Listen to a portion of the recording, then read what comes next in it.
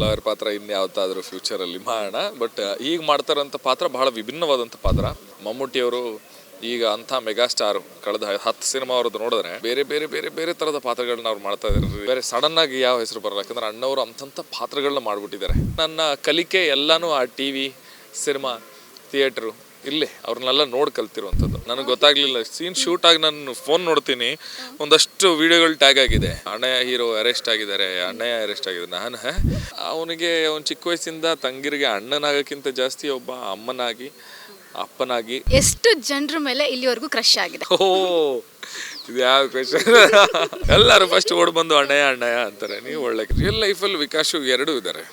Strict ಇರೋ ಜಾಗದಲ್ಲಿ strict ಇರ್ತಾನೆ, ಖುಷಿ ಆ್ಯಂಡ್ ಎಂಜಾಯ್ ಮಾಡೋದ್ರ ಜಾಗದಲ್ಲಿ ಎಂಜಾಯ್ ಮಾಡ್ತಾನೆ. ಆತ್ಮೀಯ ಕನ್ನಡ ಪಿಕ್ಚರ್ ವೀಕ್ಷಕರಿಗೆ ನಮಸ್ಕಾರ. ನಾನು ಪಲ್ಲವಿ ಎನ್ ರಾಜ್. ಪಾರ್ಥನ ಪ್ರಪಂಚ ಈ ಹೆಸರು ಕೇಳಿದ್ರೆ ನಿಮಗೆ ಏನು ನೆನಪಾಗುತ್ತೆ? ಒಂದು ಹೊಸ ಸ್ಟೋರಿ, ಸಸ್ಪೆನ್ಸ್ ಸ್ಟೋರಿ ಏನೋ ಹೇಳ್ತಿದ್ದಾರೆ ಅಂತ ನನಗೆ ಅನ್ನಿಸ್ತಾ ಇದೆ.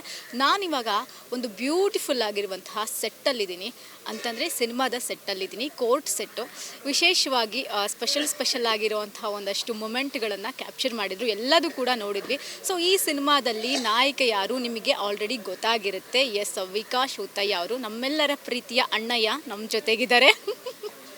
ಸೊ ನಾ ಮಾತಾಡ್ಸ್ತಾ ಹೋಗೋಣ. ಸರ್, ಹೇಗಿದ್ದೀರಾ? ನಾನು ತುಂಬ ಚೆನ್ನಾಗಿದ್ದೀನಿ, ನೀವು ಹೇಗಿದ್ದೀರಾ? ನಾನು ತುಂಬ ಚೆನ್ನಾಗಿದ್ದೀನಿ. ಈ ಸೆಟ್ ನೋಡಿದಾಗ ನಿಮಗೆ ತಟ್ಟಂತ ಏನು ನೆನಪಾಗುತ್ತೆ?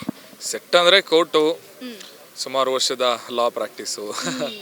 ಸೊ ನನ್ನ ಲಾಯರ್ ಫ್ರೆಂಡ್ಸ್ ಅಲ್ಲಿ ಪೊಲೀಸರ ಜೊತೆ ಒಡನಾಟ, ಎಷ್ಟೋ ವರ್ಷಗಳ ಪ್ರಾಕ್ಟೀಸಿಗೆ ಹೈಕೋರ್ಟಲ್ಲಿ, ಸಿವಿಲ್ ಕೋರ್ಟ್ಸ್ಗಳಲ್ಲಿ ತುಂಬ ಒಡನಾಟ ಇದೆ. ಈಗ ಸಿನಿಮಾದಲ್ಲೂ ಕೂಡ ಅಂಥ ಒಂದು ಸಬ್ಜೆಕ್ಟ್ನ ಚೂಸ್ ಮಾಡ್ಕೊಂಡಿರೋವಂಥದ್ದು ಖುಷಿಯಾಗುತ್ತೆ. ಮತ್ತು ಅದೇ ವಾತಾವರಣಕ್ಕೆ ಹೋದಂಥ ಒಂದು ಫೀಲ್ ಆಗುತ್ತೆ.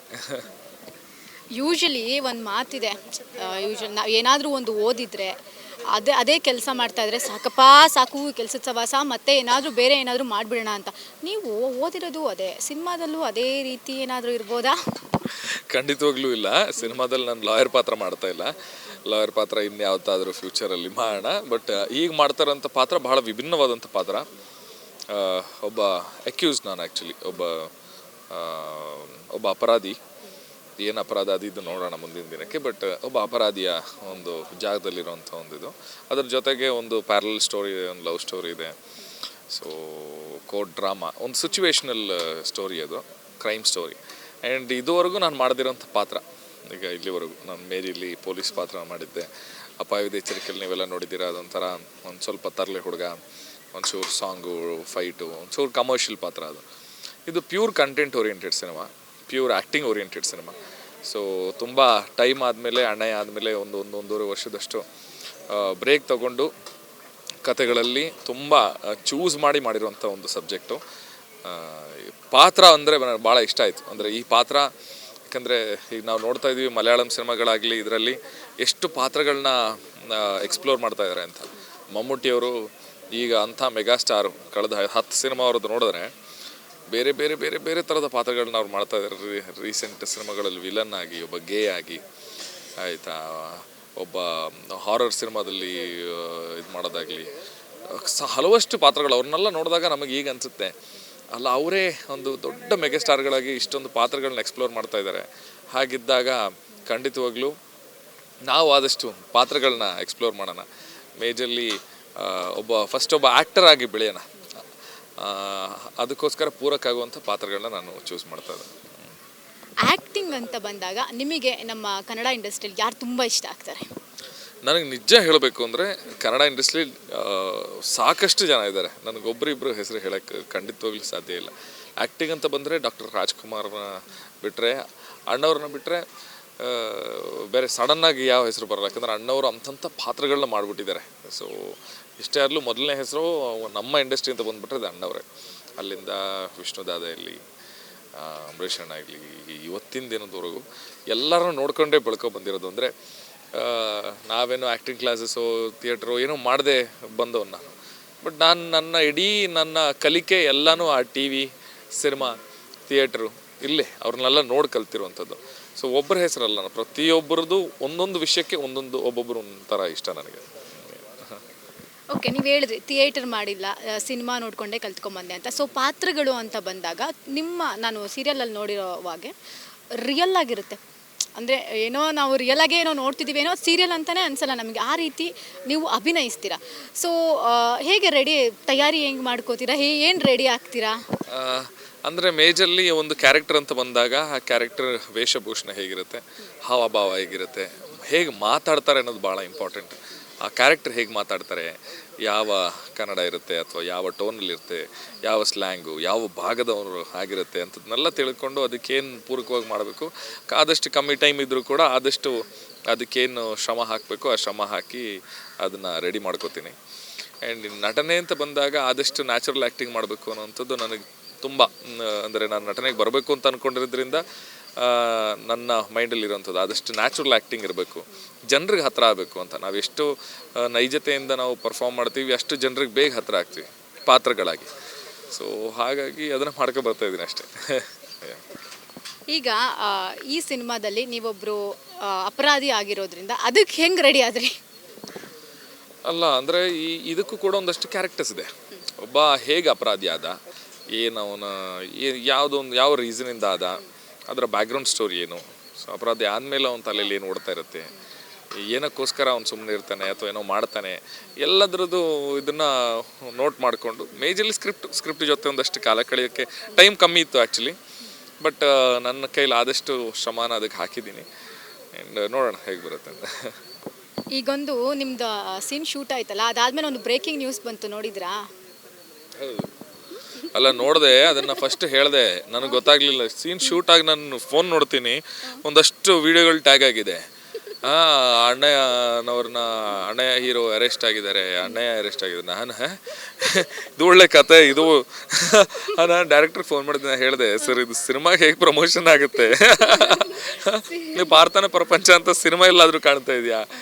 ಮತ್ತು ಇನ್ನೊಂದೇನೆಂದರೆ ನಾನು ಇದೇ ಫೀಲ್ಡಲ್ಲಿ ಇದ್ದದ್ರಿಂದ ನನ್ನ ಅಡ್ವೊಕೇಟ್ ಫ್ರೆಂಡ್ಸ್ ಇರಲಿ, ಪೊಲೀಸ್ ಫ್ರೆಂಡ್ಸ್ ಆಗಲಿ, ಅಥವಾ ಇಡೀ ನಮಗೆ ಅಂತ ನಮ್ಮ ಸೀರಿಯಲ್ ಫಾಲೋ ಮಾಡ್ತಾ ಒಂದಷ್ಟು ನನ್ನ ಪ್ರೀತಿಯ ಅಭಿಮಾನಿ ಬಳಗ ಇರಲಿ, ಎಲ್ಲರೂ ಕೂಡ ಒಂದು ಸ್ವಲ್ಪ ಅವ್ರಿಗೆ ಪ್ಯಾನಿಕ್ ಆಗ್ತಾರೆ ಒಂದೇ ಸತಿಗೆ ನೋಡಿದಾಗ. ಪಾಪ ನಮ್ಮ ಫಾಲೋವರ್ಸ್ ಮ್ಯಾಕ್ಸಿಮಮ್ ಜನ ಮುಗ್ಧ ಹಳ್ಳಿ ಜನ. ಸೊ ಅವರೆಲ್ಲ ಪಾಪ ಅವರು ಫೇಸ್ಬುಕ್ಕು ಅಲ್ಲಿ ಇಲ್ಲಿ ನೋಡಿದಾಗ ಅವ್ರೊಂದು ಪ್ಯಾನಿಕ್ ಆಗ್ತಾರೆ ನೋಡಿದ ತಕ್ಷಣ. ಅಯ್ಯೋ ಏನಾಯ್ತಪ್ಪ ನಮ್ಮಣ್ಣ ಹಿಂಗೆ ಅಂಥದ್ದೊಂದು ಇರುತ್ತೆ. ಅವರು ಅಷ್ಟು ನೋಡಲ್ಲ ಏನು ಸಿನಿಮಾ ಶೂಟಿಂಗ್ ಅದು ಇದು. ಹಳ್ಳಿ ಜನ ಮುಗ್ಧ ಜನ ಪಾಪ ಅವ್ರು ನೋಡಿದ ತಕ್ಷಣ ಅದನ್ನ ನಂಬ್ಕೋತಾರೆ, ಬೇಜಾರು ಮಾಡ್ಕೋತಾರೆ. ಸೊ ಅದಕ್ಕೆ ಮೊದಲೇ ಹೇಳಿದೆ, ದಯವಿಟ್ಟು ಅದನ್ನೆಲ್ಲ ತೆಗೀರಪ್ಪ, ಸಿನಿಮಾ ಅಂತ ಹೇಳಿ ಏನಂತ. ಹಾಗೆ ಎಸ್. ಓಕೆ, ಈಗ ತಂಗಿ ಮದುವೆ ಮಾಡ್ತಾ ಇದ್ದೀರಾ, ಆ ಒಂದು ಖುಷಿ ಹಂಚ್ಕೊಳ್ಳೋದಾದ್ರೆ ನಮ್ಮ ಜೊತೆಗೆ. ತಂಗಿ ಮದುವೆ ಮಾಡೋದು ಯಾವಾಗಲೂ ಖುಷಿ ಅಲ್ವಾ? ಸೊ ಪ್ರತಿ ಸಲ ತಂಗಿ ಮದುವೆ ಅಂದರೆ ಅದೊಂದು ಖುಷಿ. ಮೊದಲನೇ ತಂಗಿ ಮದುವೆ ಬರೋ ತಿಂಗಳು ಶುರು ಆಗುತ್ತೆ. ಆ್ಯಂಡ್ ಜನರು ಕೂಡ ವೆಯ್ಟ್ ಮಾಡ್ತಾ ಇದ್ದಾರೆ, ಅದೊಂದು ಹೊಸ ಟ್ರ್ಯಾಕ್ ಓಪನ್ ಆಗುತ್ತೆ. ಆ್ಯಂಡ್ ಕತೆ ಇನ್ನೂ ಇಂಟ್ರೆಸ್ಟಿಂಗ್ ಆಗ್ತಾ ಇದೆ. ಅಮ್ಮ ಕೂಡ ಮನೆಗೆ ಬಂದಿದ್ದಾರೆ. ಸೊ ಇನ್ನು ಅಣ್ಣಯ್ಯ ಒಂದು ಬೇರೆ ಒಂದು ಇದಕ್ಕೆ ಹೋಗುತ್ತೆ, ಅದು ಬೇರೆ ಒಂದು ಲೆವೆಲ್ಗೆ ಅಣ್ಣಯ್ಯ ಇನ್ನು ಮುಂದೆ ಹೋಗುತ್ತೆ. ತಂಗಿ ಅಂದರೆ ಯೂಶಲಿ ಅಣ್ಣಂಗೆ ಬಹಳ ಇಷ್ಟ. ನಿಮ್ಮ ತಂಗಿ ಯಾಕೆ ನಿಮ್ಗೆ ಅಷ್ಟೊಂದು ಮುದ್ದು? ಅಣ್ಣಯ್ಯನ ಕೇಳ್ತಾ ಇದ್ದೀರಾ? ಅಣ್ಣಯ್ಯನಾಗೂ ಹೇಳ್ಬೋದು, ವಿಕಾಶ್ ಅವರಾಗೂ ಹೇಳ್ಬೋದು. ಇಲ್ಲ, ಅಂದರೆ ಅಣ್ಣಯ್ಯನಾಗಿ ಹೇಳಬೇಕು ಅಂದರೆ ಅವನಿಗೆ ಅವನು ಚಿಕ್ಕ ವಯಸ್ಸಿಂದ ತಂಗಿರಿಗೆ ಅಣ್ಣನಾಗೋಕ್ಕಿಂತ ಜಾಸ್ತಿ ಒಬ್ಬ ಅಮ್ಮನಾಗಿ, ಅಪ್ಪನಾಗಿ, ಈ ಪ್ರತಿಯೊಂದಾಗಿ ಅವನು ಬೆಳೆಸಿರುವಂಥದ್ದು. ಸೊ ತಂಗಿರೇ ಜೀವ, ಅವನು ತಂಗಿರೇ ಪ್ರಪಂಚ. ಅವನ ಪ್ರಪಂಚನ ಯಾವತ್ತೂ ಕಟ್ಕೊಂಡಿಲ್ಲ ಅಣ್ಣಯ್ಯ. ಅಂದರೆ ಅವನು ಓದಲಿಲ್ಲ, ಅವನು ಬರೀಲಿಲ್ಲ, ಅವನಿಗೋಸ್ಕರ ಏನೂ ಮಾಡ್ಕೊಂಡಿಲ್ಲ. ಯಾವತ್ತೂ ಯೋಚನೆ ಮಾಡಿದ್ದು ಒಂದು ತಂಗಿರ ಬಗ್ಗೆ ಮಾತ್ರ. ತಂಗಿರೇ ಅವ್ರ ಪ್ರಪಂಚ. ಅವನ ಪ್ರಪಂಚ ಚೆನ್ನಾಗಿರೋದು, ತಂಗಿರು ಚೆನ್ನಾಗಿದ್ರೆ ಅವನ ಪ್ರಪಂಚ ಚೆನ್ನಾಗಿರುತ್ತೆ ಅಷ್ಟೇ. ಏನಾದರೂ ಸಿಹಿ ಸುದ್ದಿ ಕೊಡ್ಬೋದಾ? ಸಿಹಿ ಸುದ್ದಿ ಅದೇ ಸಿಂಕ್ ಆಗ್ಬಿಡ್ತವ್ರು, ಬೇರೆನೇ ಹೇಳಿದ್ದು. ಸಿಹಿ ಸುದ್ದಿ ಅಂದರೆ ಅದೇ ಪಾರ್ಥನ ಪ್ರಪಂಚ ಆದಷ್ಟು ಬೇಗ ತೆರೆಗೆ ಬರುವಂಥಕ್ಕೆ ಏನೆಲ್ಲ ಪ್ರಿಪ್ರೇಷನ್ಸ್ ಬೇಕು ಅದು ಮಾಡ್ಕೋತಿದ್ದೀವಿ, ಆದಷ್ಟು ಬೇಗ ಬರ್ತೀವಿ. ಇನ್ನು ಸದ್ಯಕ್ಕೆ ಅದಕ್ಕಿಂತ ಸಿಹಿ ಸುದ್ದಿ ನನಗೆ ಏನೂ ಕಾಣ್ತಾ ಇಲ್ಲ. ಸೀರಿಯಲಲ್ಲಾಗಿರ್ಬೋದು, ರಿಯಲ್ ಲೈಫಲ್ಲಾಗಿರ್ಬೋದು, ಸಿಹಿ ಸುದ್ದಿ ಏನಾದರೂ ಇಲ್ವಾ? ರಿಯಲ್ ಲೈಫಲ್ಲಿ ನಿಮಗೆ ನಿಜ ಹೇಳಬೇಕು ಅಂದರೆ ಕಳೆದ 35-40 ದಿವಸದಿಂದ ಪ್ರತಿದಿನ ಶೂಟ್ ಮಾಡ್ತಾ ಇದ್ದೀನಿ. ಈಗ ಸಿನಿಮಾ ಬೇಗ ಮುಗಿಯೋಂಥ ಹಂತದಲ್ಲಿ ಇದೆ. ಮುಗಿದ ತಕ್ಷಣ ಒಂದಷ್ಟು ಬ್ರೇಕ್ ಸಿಗುತ್ತೆ, ಅದೇ ಸಿಹಿ ಸುದ್ದಿ. ಸ್ವಲ್ಪ ರೆಸ್ಟ್ ಮಾಡೋಣ. ಇವಾಗ ನಿಮ್ಮ ವೈಯಕ್ತಿಕ ಜೀವನಕ್ಕೆ ಸಂಬಂಧಪಟ್ಟಂತೆ ಏನಾದರೂ ಸಿಹಿ ಸುದ್ದಿ ಅಂದರೆ ಈ ಕಡೆಯಿಂದ ಎಲ್ಲ ಹಿಂಗೆ ಗಾಸಿಪ್ ಬರ್ತಾ ಇರುತ್ತೆ ನಮಗೆ, ನಾವು ಅದನ್ನೆಲ್ಲ ತಳ್ಳಾಕಿ ನಿಮ್ಮ ಹತ್ರನೇ ಕೇಳೋಣ ಅಂತ ಬಂದಿದ್ದೀನಿ. ಗಾಸಿಪ್ಗಳು ಅನ್ನೋಂಥದ್ದು ಬಂದೇ ಬರುತ್ತೆ. ಅದರಲ್ಲೂ ಸಿನಿಮಾ ಆಗಲಿ ಸೀರಿಯಲ್ ನಟರು ಅಂತ ಹೇಳಬೇಕಾದ್ರೆ ಖಂಡಿತವಾಗ್ಲೂ ಗಾಸಿಪ್ಸ್ ಇನ್ನೂ ಜಾಸ್ತಿ ಇರುತ್ತೆ.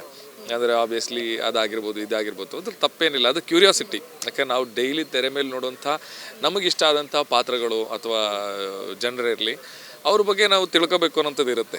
ಇವತ್ತಿಗೂ ನಾವು ಕ್ಯೂರಿಯಸ್ ಆಗಿರ್ತೀವಿ. ಈಗ ಅಣ್ಣವ್ರ ಬಗ್ಗೆ ಮಾತಾಡಿದ್ರೆ ಅವ್ರ ಮನೇಲಿ ಹೇಗಿರ್ಬೋದು, ಅವರು ಹೇಗೆ ಮಾತಾಡ್ತಿದ್ರು, ಅವ್ರ ಜೊತೆಯಲ್ಲಿದ್ದವ್ರನ್ನ ಹೇಗೆ ನೋಡ್ಕೊತಿದ್ರು ಅಂತ ಸುಮ್ಮನೆ ಸೆಟ್ಟಲ್ಲಿ ಯಾರು ಮಾತಾಡಿದ್ರೆ ನಮ್ಮ ಕಿವಿ ಅಲ್ಲಿಗೆ ಹೋಗುತ್ತೆ. ಅಂದರೆ ಅದೊಂದು ಕ್ಯೂರಿಯಾಸಿಟಿ ಅಲ್ವಾ, ಅದು ನಮಗೇ ಇದೆ ಅಂದಾಗ ಆಬ್ವಿಯಸ್ಲಿ ಜನರಲ್ ಪಬ್ಲಿಕಲ್ಲಿ ಬರೋವಂಥದ್ರಲ್ಲಿ ಸಮಸ್ಯೆ ಇಲ್ಲ. ಬಟ್ ಅಂಥ ಊಹಾಪೋಹಗಳು ಏನಿಲ್ಲ ಈಗ ಸದ್ಯಕ್ಕೆ. ಮದುವೆ ಸದ್ಯಕ್ಕಂತೂ ಇಲ್ಲ ಖಂಡಿತವಾಗ್ಲು. ಯಾಕಂದರೆ ನಾನು ಸಿನಿಮಾ ಸೀರಿಯಲ್ ಅದು ಇದು ತುಂಬ ಬ್ಯುಸಿ ಇದ್ದೀನಿ. ಇನ್ನೊಂದಷ್ಟು ಒಳ್ಳೆ ಅವಕಾಶಗಳು ಸಿಗಬೇಕು, ಒಳ್ಳೆ ಸಿನಿಮಾಗಳು ಮಾಡಬೇಕು, ಕನ್ನಡ ಇಂಡಸ್ಟ್ರಿಗೆ ಇನ್ನೊಂದಷ್ಟು ಒಳ್ಳೆ ಸಬ್ಜೆಕ್ಟ್ಗಳು ಸಿನಿಮಾಗಳು ಕೊಡಬೇಕು ಅನ್ನೋದು ಭಾಳ ಆಸೆಯಲ್ಲಿ ಬಂದಿದ್ದೀನಿ. ಸೊ ಲಾ ಪ್ರೊಫೆಷನ್ ಅದು ಇದನ್ನೆಲ್ಲ ಬಿಟ್ಟು ಇಲ್ಲಿಗೆ ಬಂದಿದ್ದೀನಿ. ಇಲ್ಲಿ ಏನೋ ಒಂದು ಸಣ್ಣ ಸಾಧನೆ, ಇಲ್ಲಿ ನಂದು ಅಂತ ಒಂದು ಹೆಸರು ಮಾಡಬೇಕು ಅನ್ನೋಂಥದ್ದು. ಸೊ ಸದ್ಯಕ್ಕಂತೂ ಅದು ಬಿಟ್ಟರೆ ಬೇರೆ ಏನೂ ಥಾಟ್ಸ್ ಇಲ್ಲ ಖಂಡಿತವಾಗಿ. ಈಗ ಸೆಕೆಂಡ್ ಸೆಗ್ಮೆಂಟ್, ಈಗ ಒಂದು ಕೋರ್ಟ್ ವಾತಾವರಣ ಇರೋದ್ರಿಂದ ಅದಕ್ಕೆ ಸಂಬಂಧಪಟ್ಟಂತೆ ಒಂದು 4-5 ಪ್ರಶ್ನೆ ಕೇಳ್ತೀನಿ. ಓಕೆನಾ? ನಾನೇನು ಹೇಳ್ತೀನಿ ಅದನ್ನ ಒಂದ್ಸಲ ರಿಪೀಟ್ ಮಾಡಿ ಆಮೇಲೆ ಪ್ರಶ್ನೆ ಸ್ಟಾರ್ಟ್ ಮಾಡ್ತೀನಿ. ಸತ್ಯವನ್ನೇ ಹೇಳುತ್ತೇನೆ. ಸತ್ಯವನ್ನು ಬಿಟ್ಟು ಬೇರೇನೂ ಹೇಳುವುದಿಲ್ಲ. ಬೇರೆ ಏನೂ ಹೇಳೋದಿಲ್ಲ. ನಾನು ಹೇಳೋದೇ ಸತ್ಯ. ಎಷ್ಟು ಜನರ ಮೇಲೆ ಇಲ್ಲಿವರೆಗೂ ಕ್ರಶ್ ಆಗಿದೆ? ಇದು ಯಾವ ಕ್ವೆಶನ್? ಕ್ರಶ್ ಏನು ಆಗ್ತಾ ಇರುತ್ತೆ, ಇನ್ನು ಕೌಂಟ್ ಇಟ್ಕೊಳಕ್ಕಾಗುತ್ತಾ? ಸೊ ಕ್ರಶಸ್ ಅನ್ನೋದು ಎಲ್ಲರಿಗೂ ಆಗುತ್ತೆ. ಸೊ ಈಗಿಂತ ಕಾಲೇಜ್ ಡೇಸಲ್ಲಿ ಜಾಸ್ತಿ ಇರ್ತಿತ್ತು, ಆ ಟೀನೇಜರ್ಸಲ್ಲಿ. ಬಟ್ ಇವಾಗೇನು ಕ್ರಶ್ ಸಿನಿಮಾ ಮೇಲೆ ಕ್ರಶ್ ಆಗುತ್ತೆ ನನಗೆ ಜಾಸ್ತಿ ಇವಾಗ. ಕಾಲೇಜಲ್ಲೇ ಎಷ್ಟು ಜನದ ಮೇಲೆ ಕ್ರಶ್ ಆಗಿತ್ತು ಇವಾಗಲೂ ನೆನಪಲ್ಲಿರೋ ಅಂತ ಒಂದು ಕ್ರಶ್? ಆಗಲ್ಲ, ಕ್ರಶಸ್ ಖಂಡಿತವಾಗ್ಲು ಅದ್ರಲ್ಲಿ ಸುಳ್ಳು ಯಾಕೆ ಹೇಳಿ, ಖಂಡಿತವಾಗ್ಲೂ ಆಗ್ತಿತ್ತು, ಹೋಗ್ತಿತ್ತು. ಕ್ರಶ್ ಅಂದರೆ ಇನ್ನೊಂದು ಇಷ್ಟ ಆಗ್ತಿತ್ತು ಅಷ್ಟೇ, ಆಯ್ತು, ಅದು ಅಷ್ಟೇ. ನೀವಿಷ್ಟ ಅಂತ ಎಷ್ಟು ಜನ ನಿಮ್ಗೆ ಹೇಳಿದ್ದಾರೆ? ಯಾರು ಹೇಳಿಲ್ಲಪ್ಪ. ಅದೇ ಒಂದಷ್ಟು ನನ್ನನ್ನು ಇಷ್ಟಪಡುವಂಥ ಅಭಿಮಾನಿಗಳು ಹೇಳ್ತಾರೆ. ಇನ್ಯಾರು ಹೇಳ್ತಾರೆ? ಹುಡುಗಿರು ಹೇಳ್ತಾರೆ ಸುಮ್ಮನೆ. ಎಲ್ಲರೂ ಅಣ್ಣಯ್ಯ ಅಂತಾರಪ್ಪ, ನೀವು ಒಳ್ಳೆ ಕತೆ. ಎಲ್ಲರೂ ಫಸ್ಟ್ ಓಡ್ ಬಂದು ಅಣ್ಣಯ್ಯ ಅಂತಾರೆ, ನೀವು ಒಳ್ಳೆ ಕತೆ. ಅಣ್ಣಯ್ಯ ಆಗಿ ತುಂಬ ಜನರಿಗೆ ಭಾಳ ಇಷ್ಟ, ಅದು ನನಗೆ ಗೊತ್ತು. ವಿಕಾಸ್ ಆಗಿ ಎಷ್ಟು ಜನರಿಗೆ ಇಷ್ಟ ಆಗಿದ್ದೀರಾ? ಇಷ್ಟ ಆಗಿರ್ಬೋದೇನೋ ಗೊತ್ತಿಲ್ಲ. ಪ್ರಪೋಸಲ್ಸ್ ಎಷ್ಟು ಬಂದಿದೆ? ಸತ್ಯವನ್ನೇ ಹೇಳುತ್ತೇನೆ. ಇಲ್ಲಪ್ಪ, ಅಂಥ ಪ್ರಪೋಸಲ್ಸ್ ಏನು ಬಂದಿಲ್ಲ, ಅಷ್ಟೇ, ಸುಮ್ಮನೆ ಅದಷ್ಟೇ, ಏನೂ ಇಲ್ಲ. ಈಗ ಇನ್ಸ್ಟಾಗ್ರಾಮು ಫೇಸ್ಬುಕ್ಕಲ್ಲೆಲ್ಲ ನಿಮಗೆ DMs ಬಂದಿರಲ್ವಾ ಸರ್, ನೀವಂದರೆ ನಂಗೆ ತುಂಬ ಇಷ್ಟ ಸರ್, ಆ ರೀತಿ ಏನು? ಅಲ್ಲ, ಆ ಥರ ಖಂಡಿತವಾಗ್ಲೂ ತುಂಬ ಬರುತ್ತೆ. ಆಬ್ವಿಯಸ್ಲಿ ನಾನಾಗಲಿ ಹೇಳಿದ್ನಲ್ಲ, ನಮ್ಮನ್ನು ಫಾಲೋ ಮಾಡೋವಂಥವ್ರು ಸಾವಿರಾರು ವಿಷಯಕ್ಕೆ ಇಷ್ಟಪಡ್ತಾರೆ, ನಮ್ಮ ಪರ್ಫಾರ್ಮೆನ್ಸ್ಗಿರಲಿ ಅಥವಾ ಏನಿಲ್ಲ ದೇವ್ರ ಸೀಕ್ವೆನ್ಸು ಏನಾಯಿತು ಅದು ನೋಡಿ ಎಷ್ಟೋ ಜನ ಪ್ರೀತಿ. ಅಂದರೆ ಅದು ಇಂಥವ್ರು ಹುಡುಗಿರು ಅಂತಲ್ಲ, ನಮಗಿರೋಂಥ ಜಾಸ್ತಿ ಕ್ರೌಡ್ ಇರೋದಂತೆ ಅಮ್ಮಂದರು, ಅಪ್ಪಂದರು, ತಾಯಂದರು, ಅಕ್ಕಂದರು. ಸೊ ಅದ್ರ ಎಲ್ಲರ ಬ್ಲೆಸ್ಸಿಂಗ್ಸ್ ಅಷ್ಟೇ, ಅದೆಲ್ಲರ ಆಶೀರ್ವಾದ ಅಷ್ಟೇ. ನೀವು ಮಾಡಿದಂತಹ ಯಾವುದಾದ್ರೂ ಒಂದು ತಪ್ಪೇನು ನಾವೆಲ್ಲ ಮನುಷ್ಯರ ದಿನ ಮಾಡ್ತಾನೆ ಇರ್ತೀವಿ, ಒಂದೆರಡಲ್ಲ. ಬಟ್ ಅದನ್ನ ತಿದ್ಕೊಂಡು ಹೋಗಬೇಕು. ಒಂದು ತಪ್ಪು ಅಂದರೆ ಪ್ರಾಬ್ಲಿ ಒಂಚೂರು ಟೈಮ್ ಸೆನ್ಸ್ ಕಮ್ಮಿ. ಅಂದರೆ ನನಗೆ ಅಂಥದ್ದೇನಿಲ್ಲ, ಅಂದರೆ ಮಾಡಲೇ ಇಂಟೆನ್ಷನಲ್ಲಿ ಅಂತಲ್ಲ, ಒಂಚೂರು ರೆಡಿ ಆಗೋದು ನನಗೆ ಗೊತ್ತಿಲ್ದಂಗೆ ಒಂಚೂರು ಲೇಟ್ ಆಗಿಬಿಡುತ್ತೆ. ಅದನ್ನ ದಿನ ತಿದ್ಕೊಂಡು ಹೋಗ್ತಾ ಇದ್ದೀನಿ ಅಷ್ಟೇ. ಇಲ್ಲಿವರೆಗೂ ನೀವು ಹೇಳಿರೋಂಥ ಒಂದು ಸುಳ್ಳು? 1000 ಸುಳ್ಳು ಹೇಳ್ತೀನಿ, ನೀವು ಒಂದು ಸುಳ್ಳು ಅಂದರೆ ಹೆಂಗೆ ಅಲ್ವಾ? 1000 ಸುಳ್ಳಲ್ಲಿ ಒಂದು ಸುಳ್ಳು ಏನು ಹೇಳೋಣ, ಬೇಡ. ಅದು ಬೇಡ, ಬೇರೆದು. ಅದು ಬೇಡ ಅಂದರೆ ಹಾಗ ಈಗ ಏನು ಹೇಳೋದಪ್ಪ ಸುಳ್ಳನ್ನ? ಇದು ಒಳ್ಳೆ ಕ್ವಶನ್ಗಳು ನಿಮ್ದು. ಸುಳ್ಳನ್ನ ಯೋಚನೆ ಮಾಡ್ಬೇಕು, ಏನು ಸುಳ್ಳು ಹೇಳಿದೆ ನಾನು ಅಂತ.